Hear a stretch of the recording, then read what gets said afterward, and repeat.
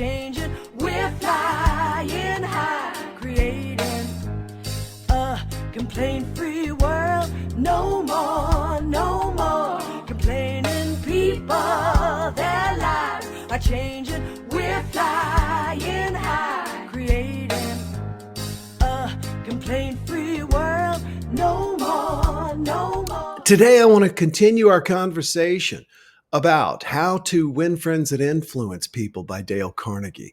Dale Carnegie, of course, was a writer who lived in the 1950s on. He wrote the book in the 1950s, How to Win Friends and Influence People.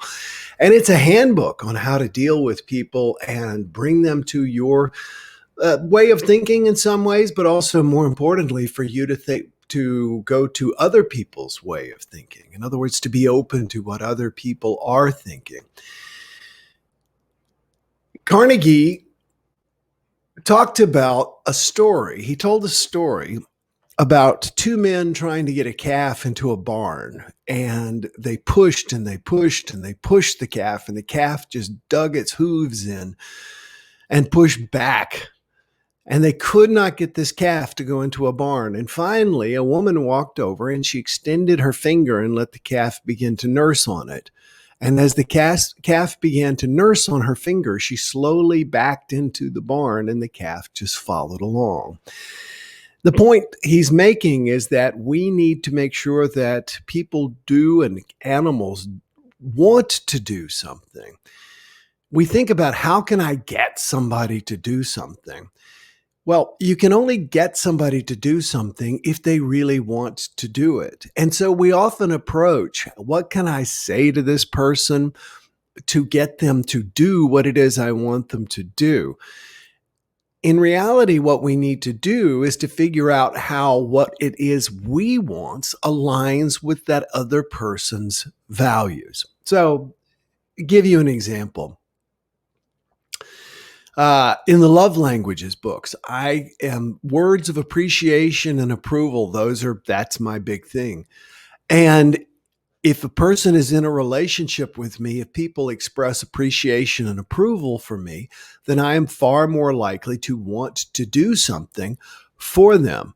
Is that being manipulative? I don't think so. I think it's just dialing in the combination that is Will Bowen.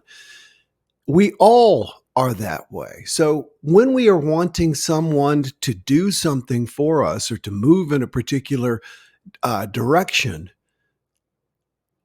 we are far more likely to have them do it when we approach it from getting them to want to do it. I know that sounds crazy and I know it sounds manipulative. The thing is, you're going to make the ask anyway.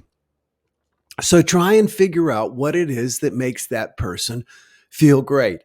When Leah, my daughter, was little, she liked to do silly little things like run around the house like a superhero. And I would ask her to put up her toys or something like that. And I'd come back to her room and she's still playing. I'm like, dinner's almost ready. You got to put your toys away. And then I would think, okay, what motivates Leah? Superhero time, getting to run around the house like a superhero, like a nut, as her mom would say, run the house like a nut. And so I'd say, okay, I'll tell you what, if you can get the toys put away in the next 2 minutes, and I'm going to set a clock, then you get to have 3 minutes of superhero time. The toys were put away.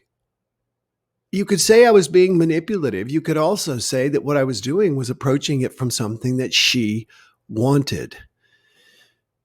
We need to arouse, as Andrew Carnegie said, a sincere desire in the other person. We want to fill that person's bucket before we make an ask.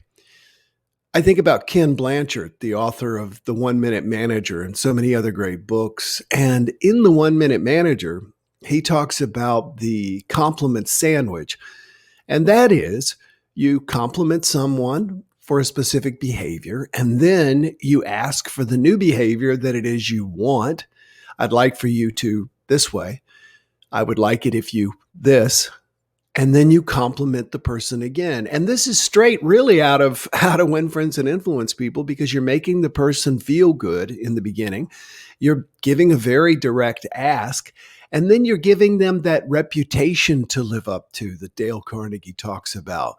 Giving them a reputation. You always surprise me with your ingenuity, or I'm always excited to see how you make things work out so well. Something like that gives the person inspiration, and it gives them an ideal to live up to. And that's what moves people forward. There's a wonderful book called, I think it's called How Full Is Your Bucket? It's a very small book. And it talks about that in every interaction, when you're with people, you are either ladling into their bucket or ladling out of their bucket. In other words, you're helping to fill their bucket or you're helping to deplete their bucket. And one of the things that we can do that makes our life better is try and make every little interaction a bucket filling moment for the other person. I ran into my neighbor this morning, and it used to be that I would just gruff past my neighbor, especially at 6 o'clock in the morning as we're going in opposite directions to walk our dogs. And nowadays, I make a conscious decision to stand, to smile, and I've been doing this for a while, but it's a little thing we can do to fill someone else's bucket. And I think because of this connection we've developed, whenever I go out of town, she more than happily waters my flowers for me, which is so wonderful. So think about it in those terms. If you want someone to do something for you, it's amazing. You'll see people in customer service situations who just demand whatever it is they want, rather than taking a second to recognize that they're talking to another human being that did not cause the problem, and who is really there to try and help you. Now, you may not like the level of the help, or you may not like the look on their face, but that is what they're there to do. And you're only going to make it worse by not acknowledging that person as a person. I just keep coming back to this old saying, and I know it's barely applicable, but the idea that those convinced against their will are of the same opinion still. When you push somebody to do something, they are going to push back.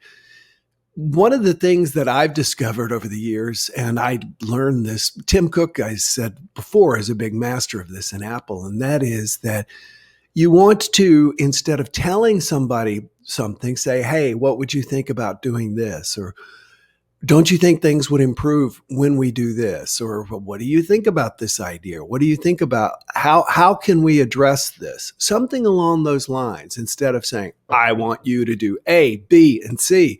And then people go, bleh. And then the other thing is that's disempowering, because you've now told people how to do something rather than inspiring them to do the end result. We all have things that we want other people to do for us. If we approach it with how quickly and easily can I get this done for myself, we're going to meet resistance, especially if we are didactic and tell people what to do. However, if we can say to the other person, or say to ourselves rather, what does the other person want? What would make them feel good in accomplishing this task? And then you approach it and you make your ask. Give that a try today. I'm sure it'll make it a wonderful change in your day.